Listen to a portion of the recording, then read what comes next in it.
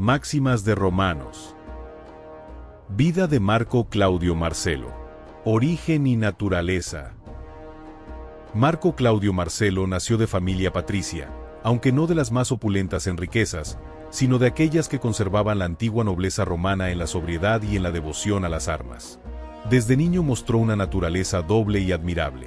Era al mismo tiempo feroz en la guerra y versado en las artes, cosa que pocos hombres logran unir sin que la una corrompa a la otra. Pues hay quienes, entregados a las musas, pierden el vigor del alma guerrera, y hay quienes, endurecidos en los campamentos, se vuelven ajenos a toda belleza.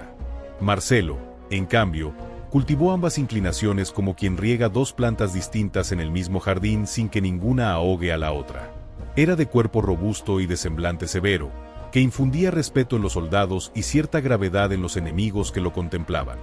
Su voz era firme y clara, y cuando arengaba sus legiones, no recorría a las adulaciones vanas ni a las promesas imposibles, sino que hablaba con la franqueza de quien confía más en el hierro que en las palabras. Sus primeras armas y el apego a la disciplina. Fue en las guerras contra los galos donde Marcelo forjó primero su nombre. No era de aquellos generales que dirigen las batallas desde una colina segura, contemplando el combate como quien observa un espectáculo desde las gradas.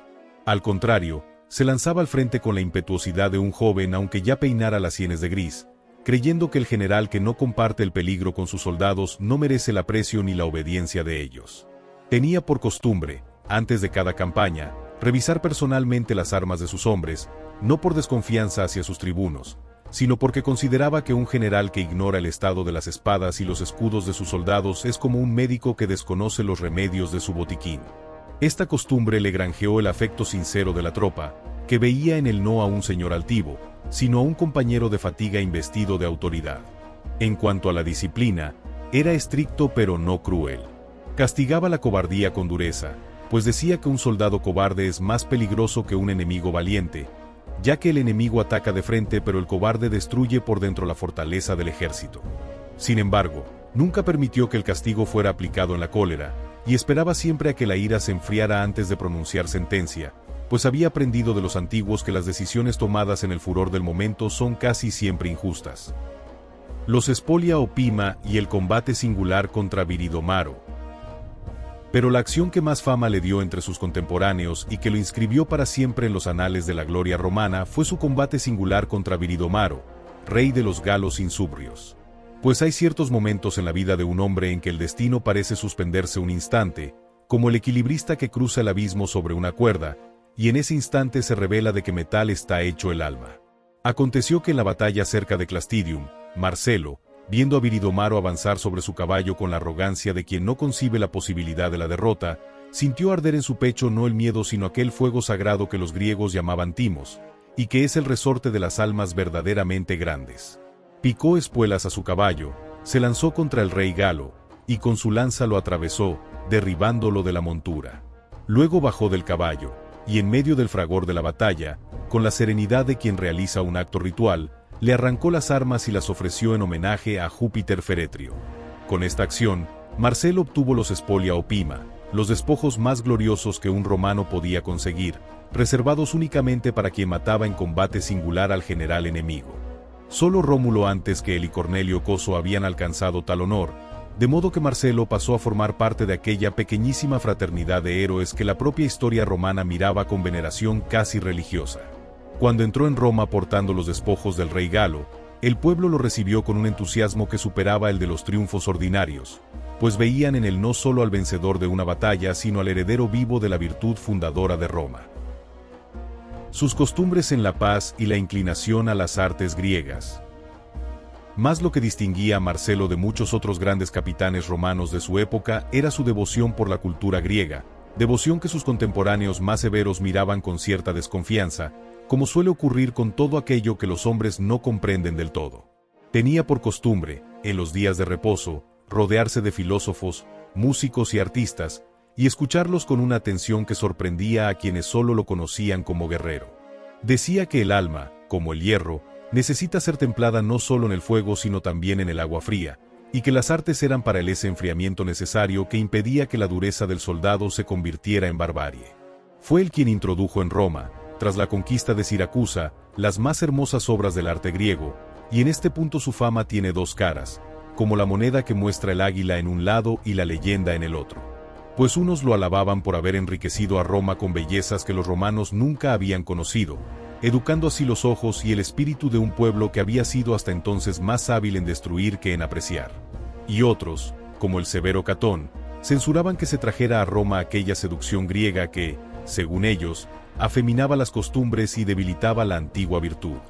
El propio Marcelo respondía a estas críticas con una sonrisa serena, sin encolerizarse, pues era de los hombres que tienen tan clara conciencia de su rectitud que las censuras ajenas les resbalan como el agua sobre la piedra pulida.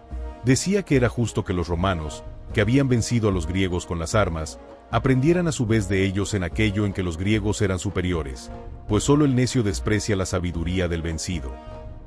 La conquista de Siracusa y su trato con los vencidos.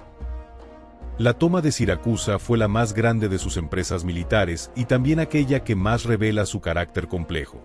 Pues Marcelo sitió la ciudad durante más de 2 años, y durante ese sitio sufrió humillaciones que habrían desquiciado a un hombre de temperamento menos equilibrado, ya que Arquímedes, el sabio siracusano, había construido ingenios de guerra tan prodigiosos que las máquinas romanas eran destruidas una y otra vez como si un dios invisible las fulminara desde las murallas.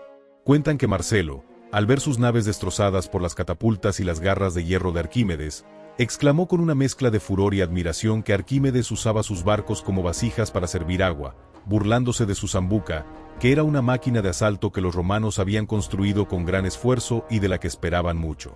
Pero este furor no le impedía reconocer el genio de su adversario, y desde entonces concibió por Arquímedes una admiración que con el tiempo se convertiría en algo cercano a la veneración.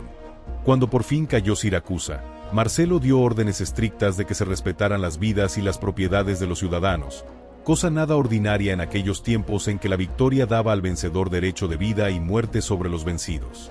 Y cuentan que al contemplar desde una colina la hermosa ciudad que acababa de caer en su poder, el semblante se le ensombreció y guardó largo silencio, como suelen hacer los hombres grandes cuando la victoria les pesa más que la derrota.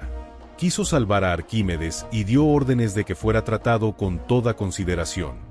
Pero un soldado ignorante, encontrándolo absorto en sus figuras geométricas y no sabiendo quién era, lo mató antes de que llegaran las órdenes del general. Cuando Marcelo supo de esta muerte, la sintió como una mancha en su victoria, y buscó a los familiares del sabio para honrarlos y asegurarse de que nada les faltara, como si con este gesto quisiera expiar una culpa que en rigor no era suya pero que su conciencia reclamaba como propia. Sus defectos y las sombras de su carácter. Era Marcelo, en ocasiones, excesivamente impetuoso, y esta impetuosidad, que en el joven guerrero había sido virtud, se tornaba en el hombre maduro en cierta temeridad que sus enemigos aprovechaban. Pues el valor, cuando no está gobernado por la prudencia, se convierte en instrumento de la propia ruina. Y así, en sus últimas campañas contra Aníbal, el gran cartaginés supo explotar esta tendencia de Marcelo a comprometerse más de lo que la situación aconsejaba. También se le reprochaba cierta obstinación que rayaba en la terquedad, pues una vez formado un juicio, le costaba enormemente revisarlo aunque las circunstancias lo aconsejaran. Esta es la sombra que acompaña casi siempre a los hombres de carácter firme, que la misma fuerza que los hace grandes los vuelve a veces ciegos ante la evidencia. Su muerte y el juicio de la historia. Cayó Marcelo en una emboscada tendida por Aníbal cerca de Venusia, en el año que los romanos cuentan como el 10º de la guerra anibálica. Salió a reconocer el terreno con una escolta pequeña, con esa confianza en sí mismo que era a la vez su mayor virtud y su mayor debilidad, y los jinetes cartagineses lo rodearon y lo mataron antes de que pudiera organizar resistencia. Aníbal, al saber que había muerto Marcelo, mandó traer su cuerpo, lo vistió con ropas de honor y le tributó exequias dignas de un gran soldado, pues los verdaderos guerreros saben reconocer en el enemigo caído la grandeza que admiraron en el campo de batalla. Este gesto de Aníbal dice tanto del carácter de Marcelo como cualquier cosa que pudiéramos añadir nosotros. Roma lo lloró como a pocos hombres había llorado, pues en él veía reunidas dos almas que raramente conviven en el mismo pecho, la del guerrero que no conoce el miedo y la del hombre culto que sabe que hay cosas más valiosas que la victoria. Lo llamaron la espada de Roma, y este título, que otros habrían llevado como simple elogio marcial, en él contenía algo más, pues una espada puede ser también un instrumento de justicia y de civilización cuando la empuña una mano que conoce, además del peso del hierro, el peso de la responsabilidad. Así fue Marco Claudio Marcelo, grande en la guerra, generoso en la victoria, templado en la paz, y fiel hasta la muerte a aquella idea de Roma que los mejores de sus hijos llevaban no en los labios sino en el centro mismo del alma.